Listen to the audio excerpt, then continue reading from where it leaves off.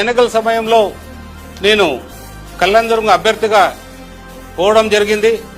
సమయం తక్కువ ఉండడం వల్ల ఎవరు ఏంటి అనేది కూడా చూడడానికి కూడా అవకాశం లేదు.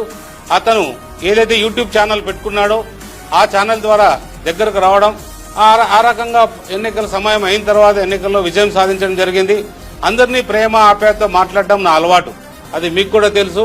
ఎవరి విషయంలో కూడా నేను తప్పుగా మాట్లాడినది ఉన్నంత వరకు కూడా ప్రేమ, అది చెడ్డవాడైనా మంచివాడైనా నాకు ద్రోహం చేసినా కూడా ప్రేమతో మాట్లాడిస్తాను.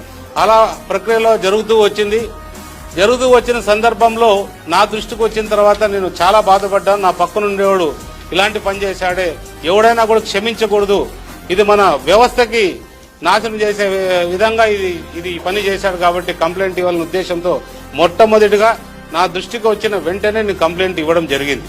ఇంకొక విషయం చెప్పారు ఈరోజు రంగయ్య గారు.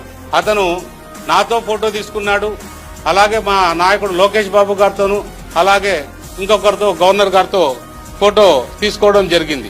ఏదేమైనా కూడా నేను ఒకటే అడుగుతున్నా, రంగయ్యకి సూటిగా అడుగుతున్నా, 13 కేసులు 11 కేసులు ఈడీ కేసులు, అలాగే సిబిఐ కేసులు ఉన్న నాయకుడు మీ నాయకుడు 16 నెలలు జైల్లో కూడా ఉన్నాడు. అతనిపై ప్రధానమంత్రితోనూ ఫోటోలు తీసుకుంటాడు, అలాగే రాష్ట్రపతితోనూ ఫోటోలు తీసుకుంటాడు, కేంద్ర మంత్రులతోనూ ఫోటోలు తీసుకుంటాడు. నువ్వు పోయి అతనితో ఫోటో తీసుకుంటావు అంటే 16 నెలలున్న జైల్లో ఉన్న వ్యక్తి ఫోటోలు తీసుకుంటే నీది తప్పులేదు. కానీ వీడు నాకు తెలియదు బాబు, నాకు తెలిసిన వెంటనే నేను పోలీస్ కంప్లైంట్ పెట్టి అతన్ని లోపల అరెస్ట్ చేయించిన మమ్మల్ని తప్పంటావా?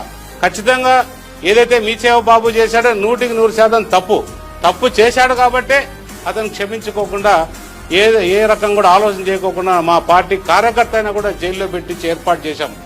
నీలాగా నీ పార్టీ కార్యకర్తలు నువ్వు ఏ రకంగా ఎన్నుకొచ్చుకొచ్చావు, ఏ రకంగా అవినీతికి పాల్పడ్డాడు కూడా నువ్వు చేశావు. నువ్వు ఎంపీగా ఉన్నప్పుడు ఎంపీ లాడ్స్ ఏదైతే వచ్చాయో ఏ రకంగా దుర్వినియోగమైనాయో అన్ని కూడా నీకు తెలుసు.